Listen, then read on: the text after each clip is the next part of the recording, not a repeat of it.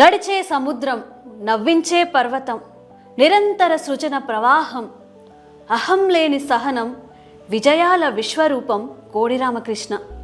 తెలుగు నేలపై వెలుగులు విరజిమ్మిన ఎందరో కళాకారులకు జన్మనిచ్చిన పుట్టిల్లు పశ్చిమ గోదావరి జిల్లాలోని పాలకొల్లు. పాలకొల్లులో 1949 జూలై 23న కోడి నరసింహమూర్తి, చిట్టమ్మ దంపతులకు తొలి సంతానంగా జన్మించారు కోడి రామకృష్ణ. ఎంఎంకేఎన్ హై స్కూల్లో ప్రాథమిక విద్యను అభ్యసించారు. ఆ చిరుప్రాయంలోనే నటనపైన, నాటకంపైన మక్కువ మొగ్గతొడిగింది.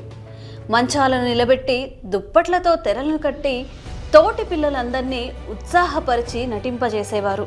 ఏఎస్ఎన్ఎం గవర్నమెంట్ కళాశాలలో చదివే నాటికి నటనపై ఆయనకున్న ఆసక్తి పెరిగి పెద్దదై మహావృక్షమైంది. నాటకాలు రచిస్తూ, నటిస్తూ, దర్శకత్వం వహించడమే కాదు, చిత్రకళలోనూ గుర్తింపు తెచ్చుకున్నారు రామకృష్ణ.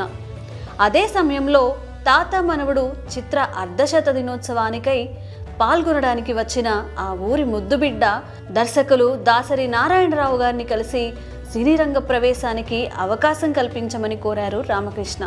ముందు డిగ్రీ పూర్తి చేయని దాసరి గారు చెప్పడంతో చదువుపై దృష్టి పెట్టారు. ఆ ప్రాంతంలోనే షూటింగ్ జరుపుకున్న దాసరి గారి రాధమ్మ పెళ్లి చిత్రంలో ఒక సహాయక పాత్ర కోసం మొట్టమొదటిసారిగా సినీ మేకప్ వేసుకున్నారు రామకృష్ణ. బీకామ్ డిగ్రీ పూర్తయ్యాక దాసరి గారి నుంచి స్టార్ట్ ఇమీడియట్లీ అన్న టెలిగ్రామ్ అందుకొని మద్రాస్ మహానగరంలో అడుగుపెట్టిన ఆయన ఎవరికి వారే యమునా తీరే చిత్రంలో సహాయ దర్శకుడిగా తన సినీ ప్రస్థానం మొదలుపెట్టారు. తాను పనిచేసే చిత్రాలలో అడపాదడపా చిన్న చిన్న పాత్రల్లోనూ నటించారు. తూర్పు పడమర చిత్రానికి అసోసియేటెడ్ డైరెక్టర్గా పనిచేస్తున్న రామకృష్ణ గారి ప్రతిభను గుర్తించిన ప్రతాప్ ఆర్ట్స్ అధినేత కె రాఘవ గారు దర్శకుడిగా తొలి అవకాశం ఇవ్వడంతో ఇంట్లో రామయ్య, వీధిలో కృష్ణయ్య చిత్రంలో ఆయన సినీ జైత్రయాత్ర ప్రారంభమైంది. ఎన్టీఆర్ మినహా ఆనాటి అగ్ర హీరోలందరి చిత్రాలకు దర్శకత్వం వహించిన ఆయన చిన్న తారలతోనూ విజయాలు సాధించి దర్శక సవ్యసాచిగా కొనియాడబడ్డారు. సినిమా బడ్జెట్ కంటే సబ్జెక్ట్ మీదే ఎప్పుడూ ఆయన దృష్టి.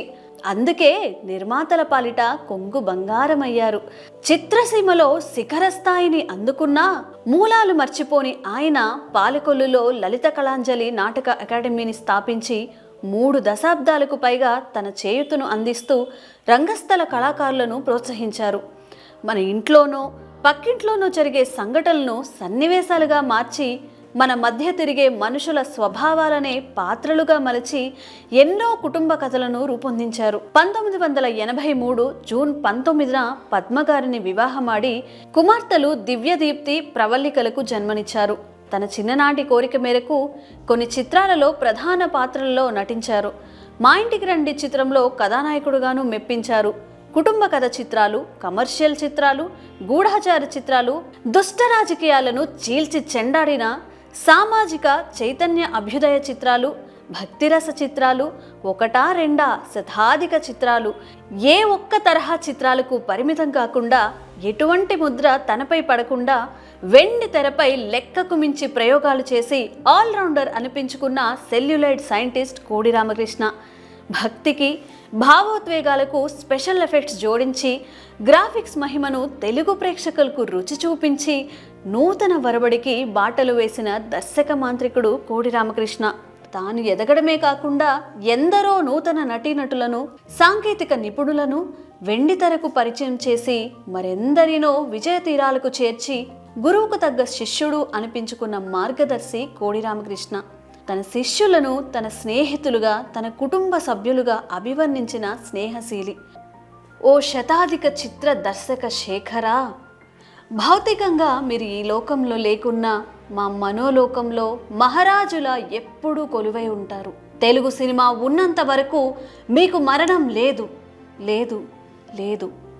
గురుదేవో భవ.